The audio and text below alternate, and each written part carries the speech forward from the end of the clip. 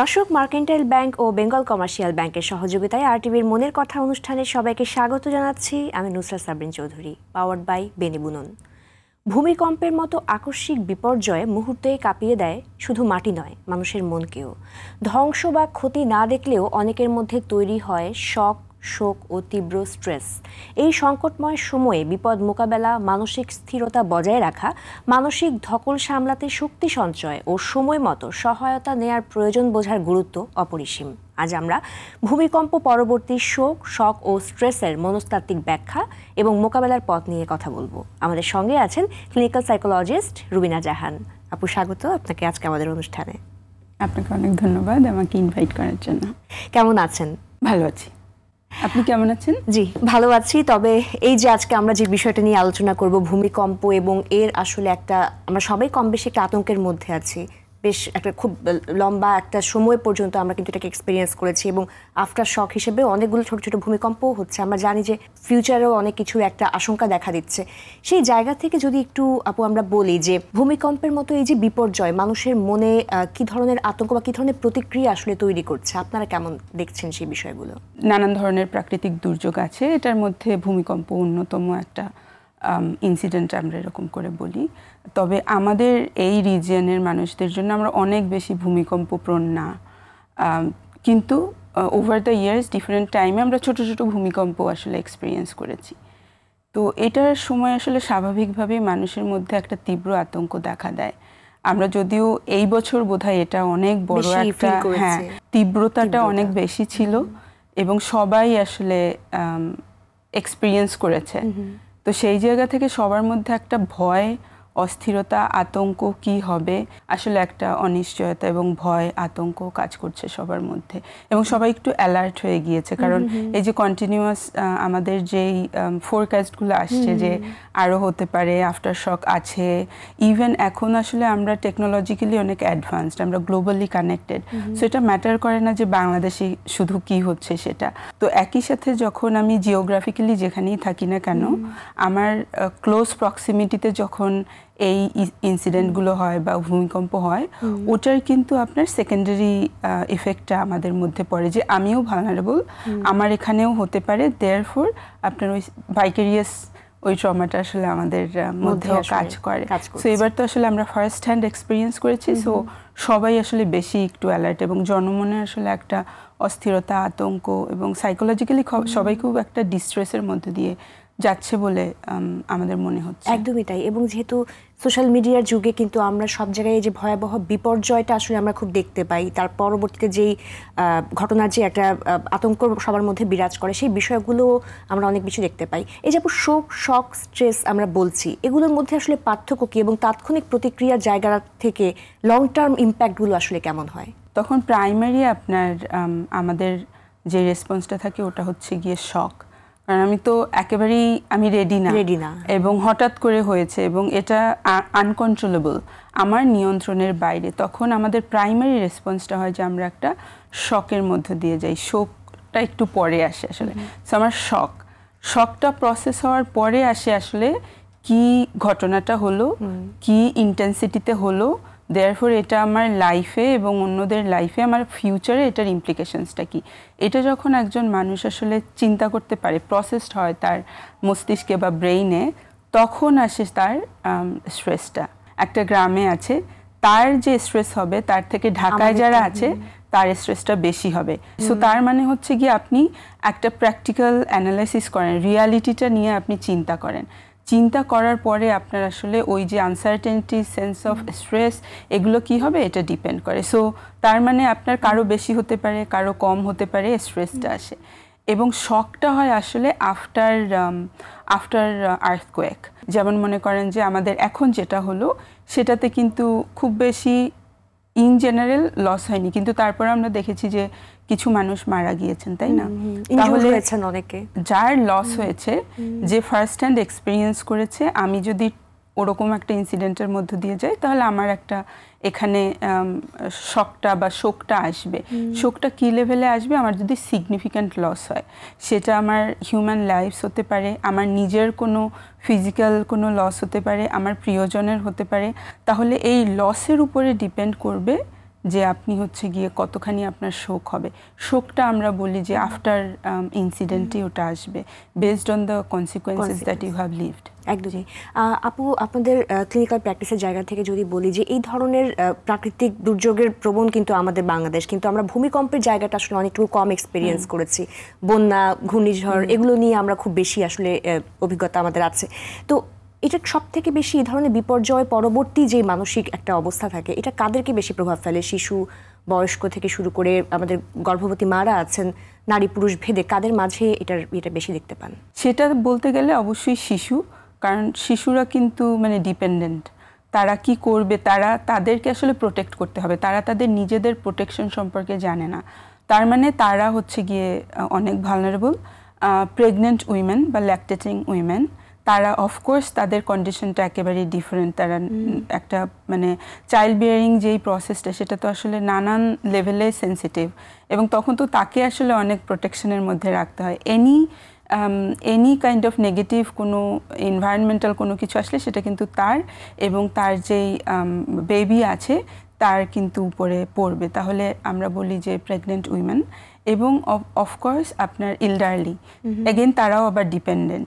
আর একটা অবশ্যই কনসিডার করতে হবে যে পিপল উইথ ডিসএবিলিটি, আপনার যে কোনো ফর্মের সাইকোসোশ্যাল ডিসএবিলিটি, ফিজিক্যাল ডিসএবিলিটির কোনো একটা জায়গায় থাকলে এই মানুষগুলো বেশি ভালনারেবল হবে। কেন? আগে যে তাদের প্রোটেকশনটা সবসময় তারা এই ধরনের কন্ডিশনের কারণে সে করতে পারবে না, তারা ডিপেন্ডেন্ট টু আদার্স।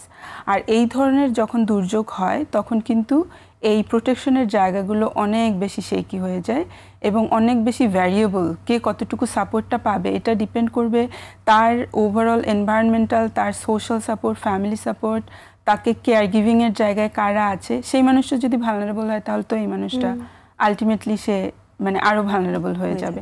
এই মানুষগুলোকে আগে খুঁজতে হবে, তাদেরকে রিকভারি সাপোর্টটা দিতে হবে, রেস্কিউ সাপোর্টটা দিতে হবে। আর এর বাইরে সবাই তো আমরা জানি যে আমরা ভালনারেবল। অনেক ধন্যবাদ আপু, খুব সুন্দর করে বলেছেন। আপু, এই যে শক এবং স্ট্রেস, তার পরবর্তীতে আসলে পিটিএসডি পর্যন্ত অনেক আমাদের যে বিপর্যয়ের ঘটনাগুলোতে আমরা দেখেছি, এই মানসিক যাত্রাটা আসলে কেমন এবং কোন লক্ষণ দেখলে আসলে একজনের মানসিক সহায়তা নেওয়া উচিত? আমরা যেহেতু আসলে এই একটা দুর্যোগ নিয়ে কথা বলছি, আপনার ওই যে শকটা বারবার আসছে, আমি একটু হয়তো এটা টাচ করে যাই যে এখানে আমরা কয়েকটা স্টেজ, যখন এ ধরনের একটা ইনসিডেন্ট হয় আমরা কয়েকটা স্টেজ এটা ভাগ করতে পারি। ফার্স্ট স্টেজটা হচ্ছে শক, যেটা আমরা বলেছি যে ইমিডিয়েট আমি এখন কিভাবে নিজেকে সেভ করব, এটা হলো, এটা প্রসেস করা। সেকেন্ড হচ্ছে যখন ঘটনাটা ঘটলো আপনার একটা আমরা বলি হিরোইক ফেজ যায়, মানে হচ্ছে আমি হঠাৎ করে তো আপনার আসলে ইয়াটা আপনার অ্যাড্রিনালিনটা বেড়ে যায়, মানুষ শক্তি খুঁজে পায় ওই ধরনের একটা ফিজিক্যাল বা মেন্টাল থ্রেট যখন থাকে, তখন সে অন্যদেরকে রেস্কিউ করা, নিজেকে রেস্কিউ করার বাইরেও সোশ্যাল রিকনস্ট্রাক্ট করা, এগুলো খুব তার মধ্যে একটা উদ্যম দেখা দেয়। এরপরে যায় হচ্ছে গিয়ে একটা হানিমুন ফেজ, আর কি ফিল হয় আচ্ছা আমরা সবাই এফেক্টেড হয়েছি, আমরা সবাই একসাথে ঘুরে দাঁড়াবো, ভয়টা ওরকম লাগে না, বরং ওখানে একটা উৎসাহ উদ্যম কাজ করে যে কালেকটিভলি উই ক্যান রিকভার, এটা পসিবল, একটা হোপ কাজ করে। এরপরে আসে ডিসইলিউশনমেন্ট, মানে হচ্ছে গিয়ে আপনার তখন দেখে যে আমার বাড়িটা ভেঙে গেছে, আমার ঘরটা চলে গেছে, অথবা আমার আর্নিংসটা ছিল সেটা নেই, বা আমার প্রিয়জন এফেক্টেড, বা আমি ফিজিক্যালি মেন্টালি এফেক্টেড, তখন একটা তার মধ্যে ক্রাইসিস কাজ করে। এই সময়টাতে হচ্ছে গিয়ে আপনার নানান ধরনের স্ট্রেসফুল ইমোশনসগুলো তখন তৈরি হতে থাকে, এবং এর লাস্টের ফেজটাকে আমরা বলি যে আপনার রিকনস্ট্রাকশন। ওটা যদি সে রিকভার করতে পারে, ওই যে সাইকোলজিক্যাল যেই আপনার ওই জায়গাতেই আসলে development of different mental condition আমরা বলি, এটা যদি সে রিকভার করতে পারে বা এটা নিয়ে যদি কাজ করতে পারে, দেন তার অ্যাকসেপ্টেন্সটা তৈরি হয়ে সে এবার জেনুইনলি প্র্যাকটিক্যালি তার ফ্যামিলি, পার্সোনাল বা কমিউনিটি রিবিল্ডে কাজ করতে পারে, whatever resources they have. So এই যে ফোর্থ স্টেজে এসে বললাম যেটা হয়েছে এবং মেকিং সেন্স অফ দ্যাট, কারণ আমরা অনেক সময় ডিনায়ালে থাকি, এটা আমাদের কোপিং মেকানিজমও, যে আমার এটা যে লস্ট হয়ে গিয়েছে, আমার যে সব শূন্য থেকে করতে হবে, এটা কিন্তু মানে অনেক বড় একটা ধাক্কা। এটা তো বলছি আমি ম্যাটেরিয়ালিস্টিক, কিন্তু যদি কোনো লাইফ লস হয় সেটা কিন্তু আমরা বলি ইভেন আপনার লং টার্ম গ্রিফ ডিসঅর্ডারও হতে পারে, প্রলং গ্রিফ ডিসঅর্ডার, যে সে আসলে যদি ওরকম কোনো একটা কিছু হয়। তো এখানে আসলে মেন্টাল কন্ডিশনগুলোকে কয়েকটা ভাগে ভাগ করা যায়, যে আপনার ইমিডিয়েট আমরা যে এটা সবার উপরে পড়বে, আমরা দেখতে পাচ্ছি যে আপনিও অ্যাংশাস, আমিও অ্যাংশাস, ছোট ছোট কিছু একটু শেক করলেও মনে হচ্ছে যে এটা হচ্ছে ভূমিকম্প হচ্ছে। সো ইমিডিয়েট আপনার এই ধরনের হাইপার ভিজিলেন্স তৈরি হয়, আমরা একটু হাইপার অ্যালার্ট হয়ে যাই এবং সেটা অনুযায়ী আমাদের কিন্তু তখন আসলে নার্ভাস সিস্টেমটা অনেক ওরকম নার্ভাস থেকে যায়। এটা যদি কন্টিনিউ হয় তখন আমরা বলি যে অ্যাকিউট স্ট্রেস ডিসঅর্ডার, যেটা আপনার 0 ডে যেদিন হয়েছে সেখান থেকে 30 দিনের মধ্যে আপনি দেখতে পাবেন। সো ওখানে কি হয়, অ্যাংজাইটি, এই যে অস্থিরতা, দুশ্চিন্তাগুলো, আতঙ্ক, এই যে প্যানিক, আপনার নানান ধরনের ফিজিক্যাল সিমটম আপনার ওগুলো কাজ করে। সো সেটা আমরা দেখতে পারি যে আপনি খেয়াল করলেন যে একটা সেট অফ পপুলেশন হয়তো অ্যাকিউট স্ট্রেস ডিসঅর্ডার এক্সপিরিয়েন্স করবে এবং তারা রিকভার করতে পারবে। পিটিএসডিটা হয় যখন এই অ্যাকিউট স্ট্রেস ডিসঅর্ডারটা এই 1 মান্থের বিয়ন্ড গিয়ে এটা সাস্টেইন করে এবং আপনি সিমটমগুলো দেখবেন যে আরও বেশি এবং সেটা আসলে ইন্টেন্স।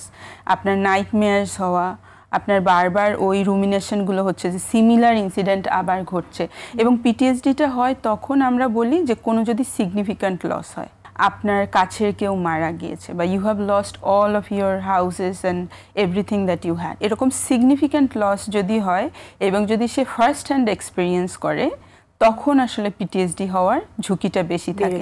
সো ওই 30 দিনের বিয়ন্ডে গিয়ে তখন সে হচ্ছে এই সিমটমসগুলো আরও বেশি দেখায় এবং সেখানে তার কিন্তু আপনার মানে লাইফের প্রতি মানে সুইসাইডাল আইডিয়েশনগুলোও আসে, বিকজ দেন তার এক্সিস্টেন্সটা নিয়ে সে কোয়েশ্চেন করতে থাকে।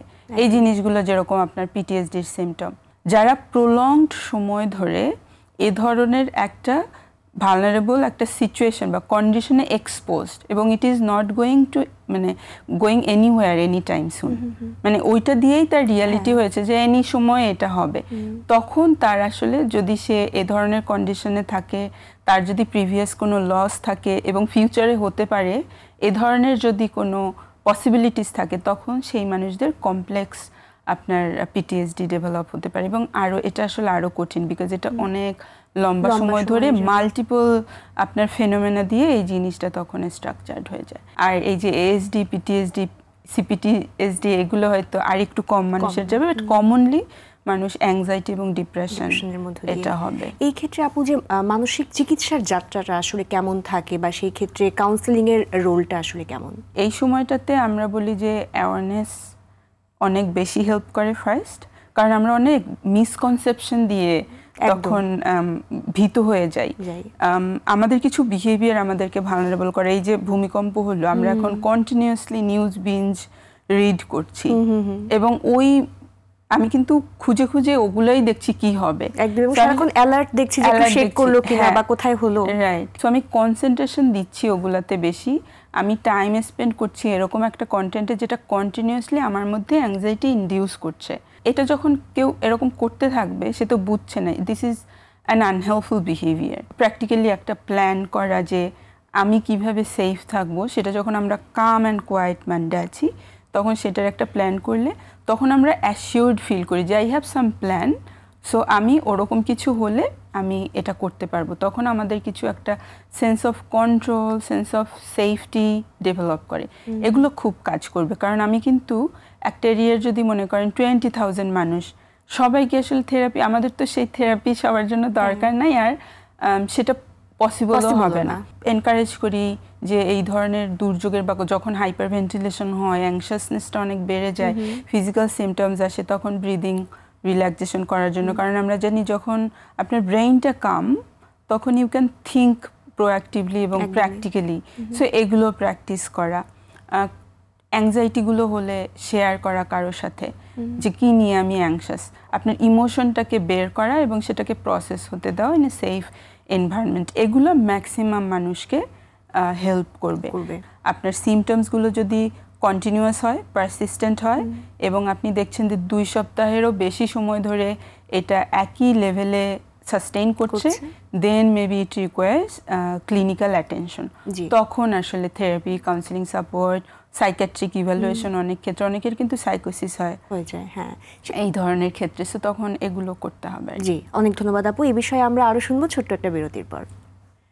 দর্শক, মার্কেন্টাইল ব্যাংক এবং বেঙ্গল কমার্শিয়াল ব্যাংকের সহযোগিতায় আপনারা দেখছেন মনের কথা অনুষ্ঠান। এই মুহূর্তে নিয়ে নিচ্ছি ছোট্ট একটি বিরতি, পাওয়ার্ড বাই বেনি বুনন। আর টিভির সাথেই থাকুন। বিরতির পর আবারও সবাইকে স্বাগত জানাচ্ছি মার্কেন্টাইল ব্যাংক এবং বেঙ্গল কমার্শিয়াল ব্যাংকের সহযোগিতায় মনের কথা অনুষ্ঠানে পাওয়ার্ড বাই বেনি বুনন। আজকের পর্বের বিষয় ভূমিকম্প পরবর্তী শোক, শক ও স্ট্রেস। আমাদের সাথে আছেন ক্লিনিক্যাল সাইকোলজিস্ট রুবিনা জাহান। আপু, আমরা এতক্ষণ শুনলাম, একটু যদি জানতে চাই যে এখন আমরা স্বাভাবিকভাবে অনেকটুকু উদ্বেগের জন্য কিন্তু অনেকের স্লিপ ডিস্টারবেন্স হচ্ছে এবং ডেইলি লাইফে অনেক ফাংশনাল ইম্পেয়ারমেন্টও কিন্তু হচ্ছে। সারাক্ষণ সবাই চিন্তা করছে কীভাবে নিজেকে সেফ রাখবো, কীভাবে আমার বাচ্চাকে সেফ রাখবো। প্রথমে যে খুব সুন্দর করে বিষয়টা বলেছেন অ্যাওয়ারনেস, আমাদের মাঝে কিন্তু আসলে ভূমিকম্প নিয়ে অ্যাওয়ারনেসটা খুবই কম, যে আমরা কীভাবে সেফটা রাখতে পারি। এই জায়গা থেকে আসলে মানুষের মাঝে সচেতনতা তৈরি করতে কোন কোন জায়গাগুলোতে কাজ করা যেতে পারে বলে মনে করেন? প্রথমেই ফ্যাকচুয়াল ডেটাগুলো দেওয়া, যে আমরা কতখানি ভালনারেবল, কি লেভেলে হতে পারে এটা আমাদের, এবং যদি কোনো এ ধরনের ভূমিকম্প হয় আমরা নিজেদেরকে সেভ করার জন্য আমরা কি ধরনের প্রিপারেশন নিয়ে রাখতে পারি আগে থেকে, যেটা প্রিভেনশনের জন্য, যে আগে থেকে আমি কি কি রেডি রাখবো। যখনই এ ধরনের ভূমিকম্প হবে আপনি গিয়ে ড্রপ, তারপরে কাভার অ্যান্ড দেন হোল্ড, এটা করবেন। সো এটা আরও যদি আমরা আরও সহজ করে এটা যদি মানুষের মধ্যে দিয়ে দিতে পারি, তাহলে প্রত্যেকে তাদের নিজেদের মতো করে কিন্তু একটা, যেখানেই সে থাকছে একটা প্ল্যান থাকবে, তাই না? এবারেও যে ভূমিকম্পটা হলো ঢাকা ইউনিভার্সিটিতে বিভিন্ন হলে স্টুডেন্টরা জাম্প করেছে।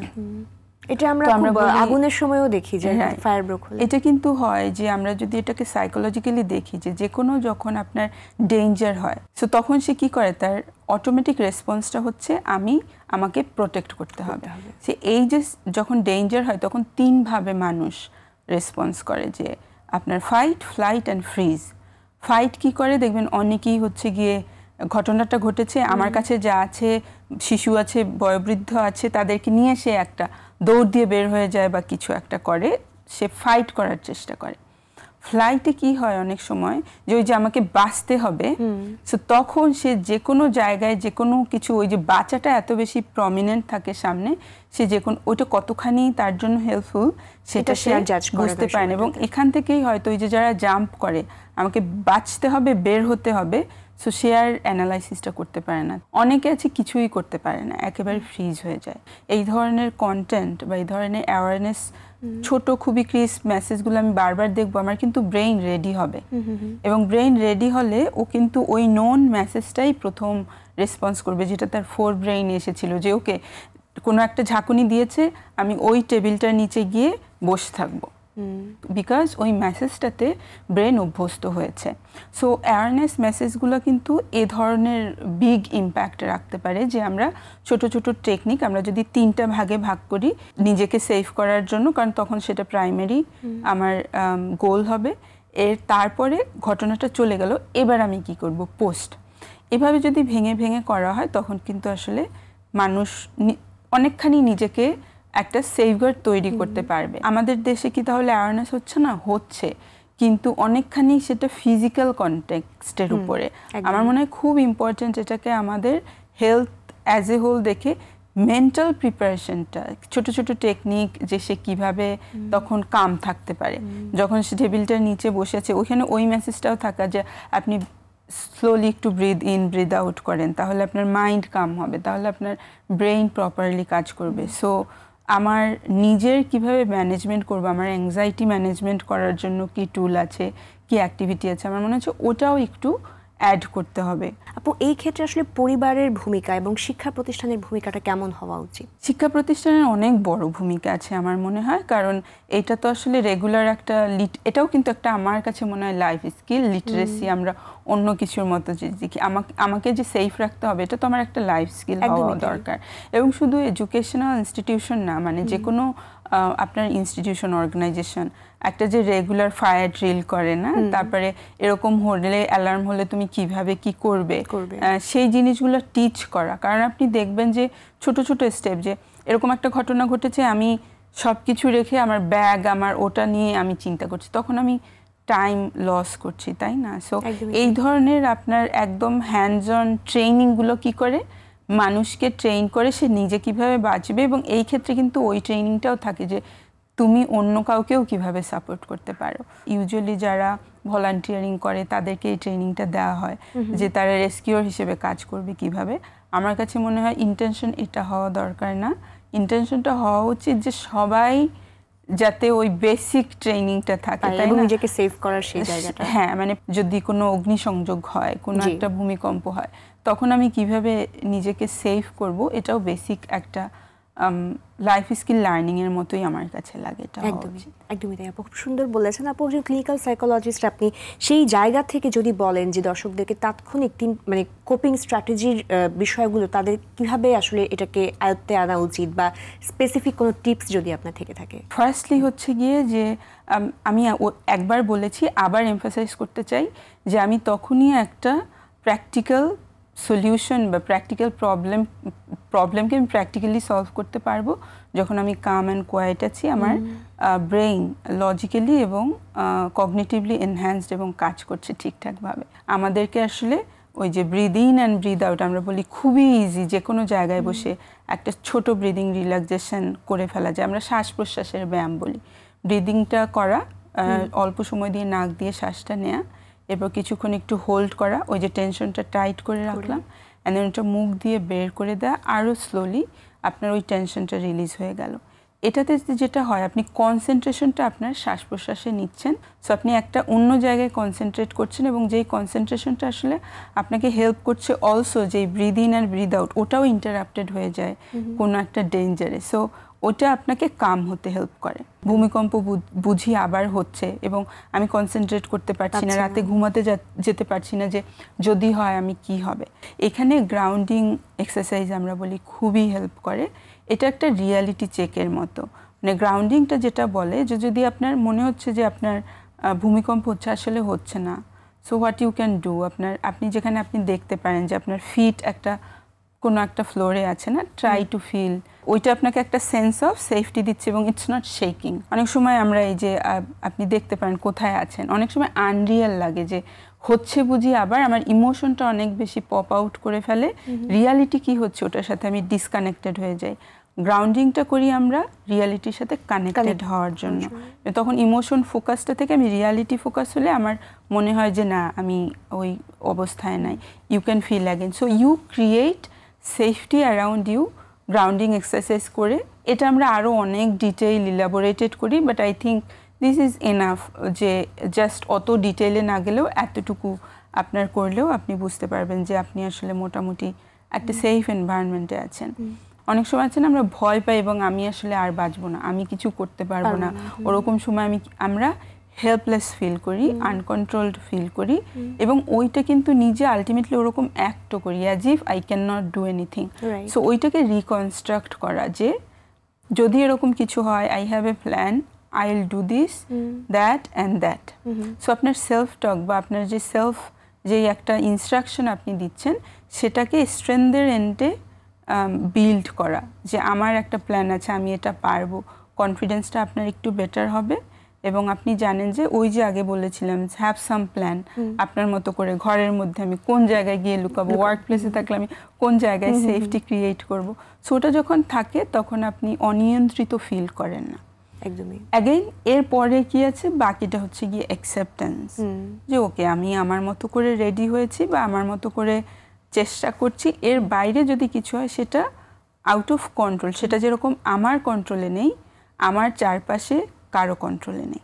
ওই জন্যই বলি যে আমাদের দুর্যোগ বা অ্যাক্সিডেন্ট যেটা আমাদের আর কারো কন্ট্রোলে নেই। Since I have a plan, বাকিটা আমি I let it go and প্রেজেন্টে ফোকাস করা, মাইন্ডফুল থাকা। আপনাকে দেখতে হবে যে আপনি প্রেজেন্টে আছেন কিনা, একদম ওইটা হেল্প করে অনেক। একদমই আপু, আমরা দেখি যে দুর্যোগ পরবর্তী বা যে কোনো বিপর্যয় পরবর্তী সময়ে আমরা আগেও আমাদের যে বিষয়গুলো আমরা ফেস করেছি, সোশ্যাল মিডিয়াতে সবাই অনেক কিছু আসলে লেখেন, এবং এই বিপর্যয় পরবর্তী খুব যেই কঠিন ছবিগুলো আমাদের কাছে আসে, অনেক ধরনের খুব আবেগী খুব পোস্টের বিষয়গুলোও আসে, তো সেগুলো কিন্তু আমাদেরকে অনেক বেশি নাড়া দিয়ে যায়, এবং যারা হয়তো খুব ভালোভাবে ফেসও করেননি বিষয়টা, তাদেরকেও কিন্তু এটা অনেক বেশি একটা ক্ষতর জায়গা তৈরি করছে। তো সেখানে যে কোনো ডিজিটাল প্ল্যাটফর্ম আসলে ইউজের ক্ষেত্রে বা সেখান থেকে কোনো মেসেজ রিসিভ করার ক্ষেত্রে আমাদের কোন জায়গায় সচেতন হওয়া উচিত?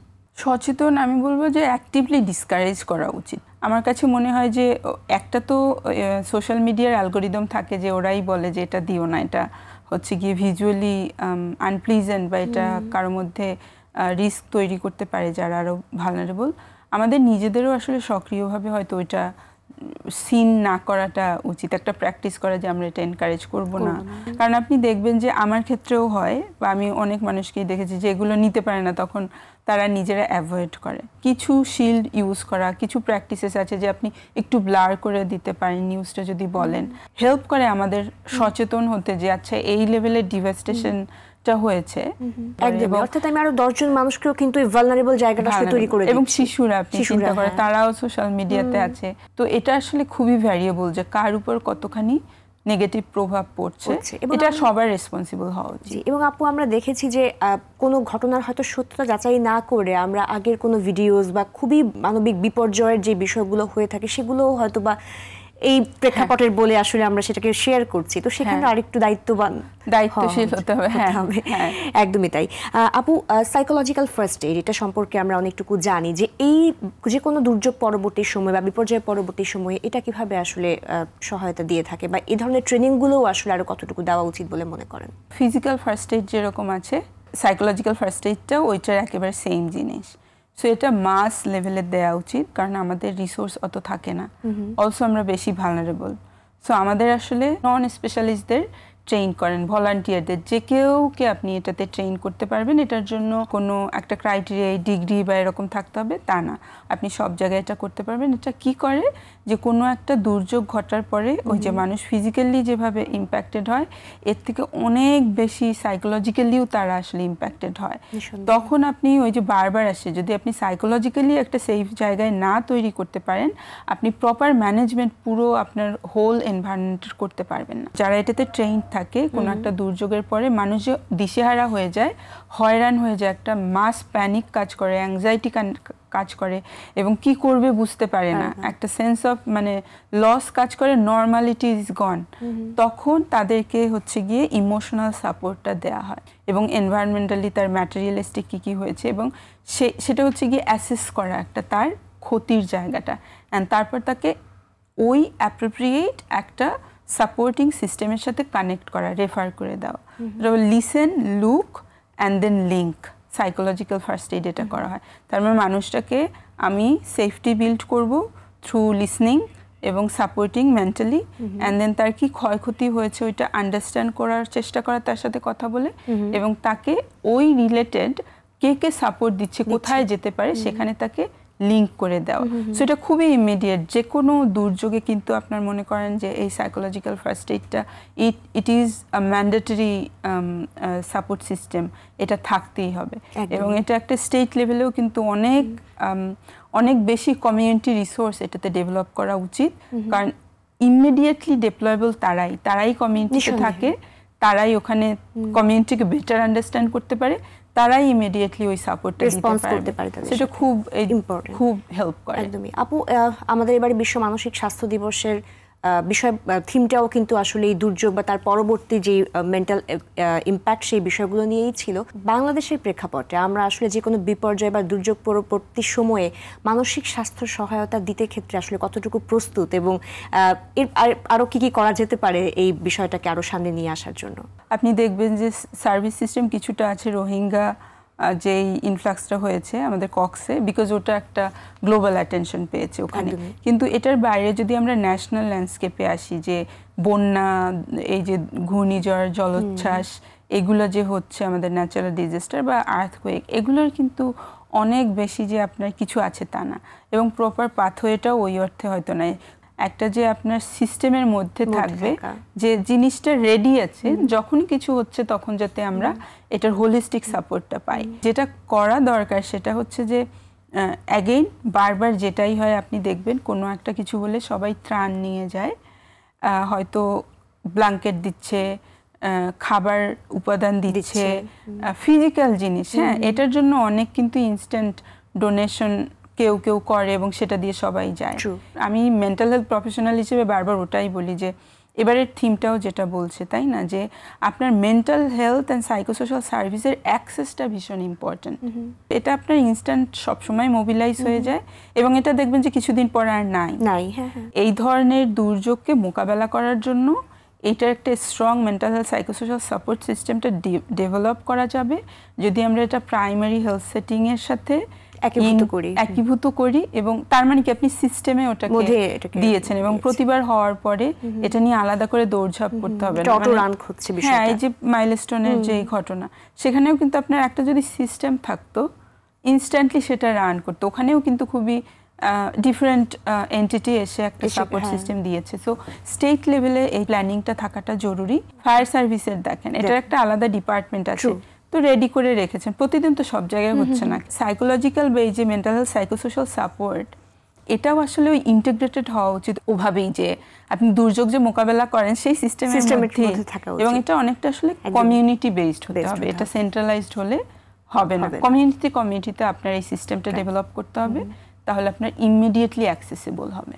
অনেক অনেক ধন্যবাদ আপু, অনেক ধন্যবাদ। এবং আমরা আজকের অনুষ্ঠান থেকে আশা করছি দর্শকরাও অনেক বেশি উপকৃত হয়েছেন যে কোনো দুর্যোগ, এবং যেটা এখন রিসেন্টলি আমাদের জনমনে একটা আতঙ্ক, ভূমিকম্প পরবর্তী সময়গুলোতেও তার আসলে মানসিক জায়গাটা সে কোথায় নিয়ে যেতে পারে।